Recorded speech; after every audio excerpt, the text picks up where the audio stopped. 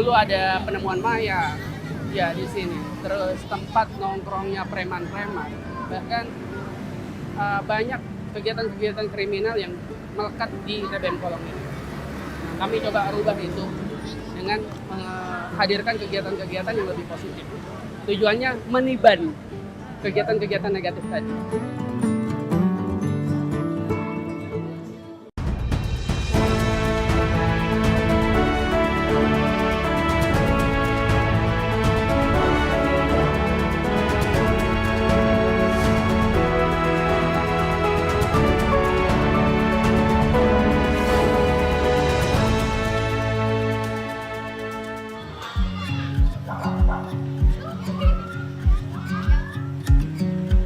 Ada pemandangan yang tak biasa dengan kolong jalan layang ini. Tidak tampak lagi kesan gelap, kumuh, kotor, atau gersang. Persis di bawah flyover Ciputat Tangerang Selatan ini, kondisinya sudah tertata rapi. Di dalamnya terdapat sebuah taman bacaan masyarakat atau TBM Kolong.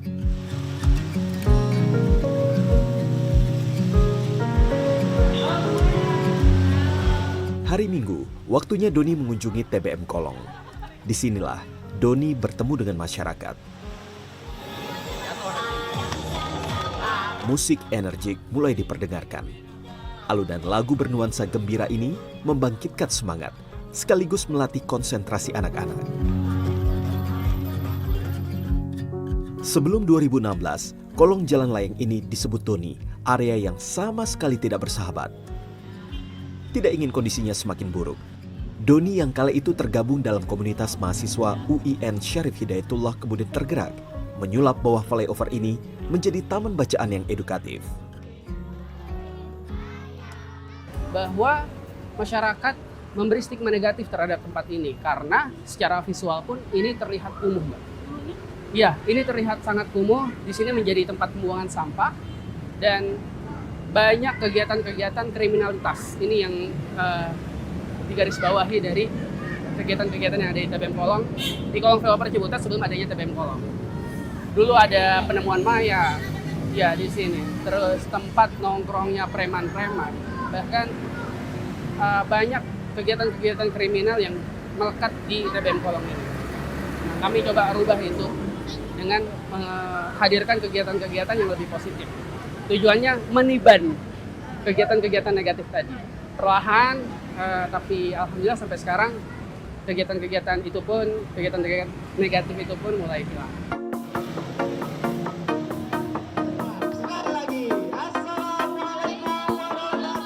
Saat awal didirikan, TBM Kolong menyasar anak-anak pang yang kerap nongkrong di sini.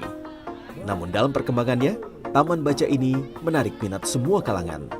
Sebagai ruang bermain, bersosialisasi, sekaligus ruang literasi, khususnya bagi anak-anak yang termarginalkan. Namun, usaha Doni untuk menggiring masyarakat ke arah positif tidak seperti membalikan telapak tangan.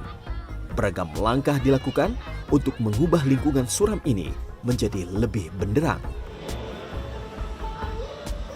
Jadi pendekatan itu kami lakukan dengan preman-preman, dengan anak-anak pang. Nah, kami lakukan pendekatan-pendekatan, tapi pendekatan yang kami lakukan tidak secara signifikan merubah.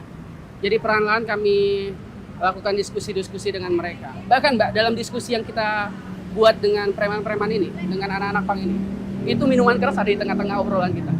Dan di situ kami melihat bahwa kami nggak bisa merubah ini langsung. Kalau langsung kita rubah patah.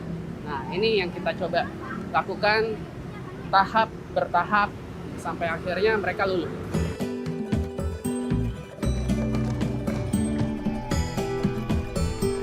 Setiap minggu, materi literasi dari pengisi acara dibuat bervariasi.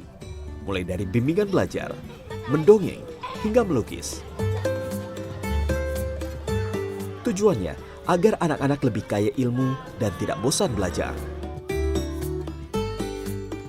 Sebagai pelengkap fasilitas, TBM Kolong juga memiliki perpustakaan, taman bermain anak, dan lapangan futsal yang dapat dimanfaatkan siapa saja dan kapan saja. Kungkungan polusi udara ditambah bising deru mesin kendaraan seakan menjadi teman setia anak-anak saat belajar. Namun Rivaldi tidak pernah menganggap hal tersebut jadi soal. Raut bocah 13 tahun ini selalu antusias saat belajar dan bermain di TBM Kolong. Ia seolah lupa dengan gawai yang kerap ada dalam genggamannya. Karena ngelihat teman ikut acara itu lebih seru. Apa yang serunya kayak gimana? Kayak belajar, bermain, pokoknya bermain sama teman-teman. Kalau di sini belajar kayak seperti menggambar, bermain game, sama udah itu aja. Serunya seru gak sih? Seru.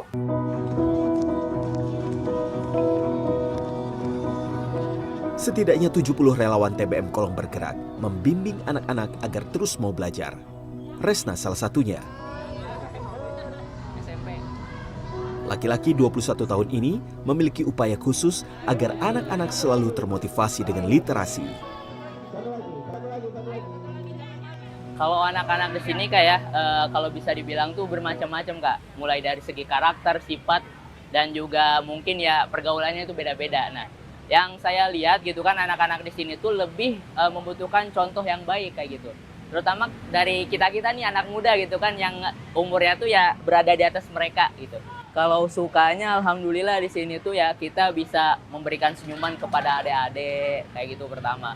Kedua ya tadi yang saya bilang di tengah capeknya saya berkuliah, saya tuh jadi kayak ada tempat untuk mencurahkan gitu. Mencurahkan gimana caranya supaya saya tuh tidak lelah dengan kuliah yang ada gitu. Tempat saya untuk apa ya? Untuk bersenang-senang lah kayak gitu di sini tuh sebagai tempat saya untuk bersenang. Dan juga sebagai rumah sebenarnya sih itu tuh. Karena saya merasa di sini tuh emang dari sini saya merasa ada kekeluargaan Kak. Terutama dari pengurus-pengurusnya gitu. Dan juga volunteer-volunteernya.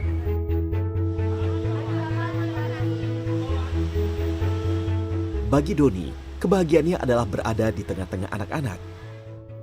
Laki-laki 31 tahun ini berharap langkah ini akan menggerakkan anak binaannya untuk meraih kehidupan yang lebih cerah. TBM Kolong juga diharapkan dapat menjadi langkah anak muda lainnya untuk memberikan energi positif kepada masyarakat luas. Ya tentu perasaan haru, bangga saat teman-teman dari nggak hanya dari peserta didik aja, teman-teman volunteer bisa menemukan jati diri mereka di sini. Mereka bisa menjadi siapapun yang mereka mau di sini, bahkan menemukan kebahagiaannya di sini. Begitupun dengan anak-anak didik ketika mereka datang ke sini menemukan kebahagiaan, itulah kebahagiaan kami juga.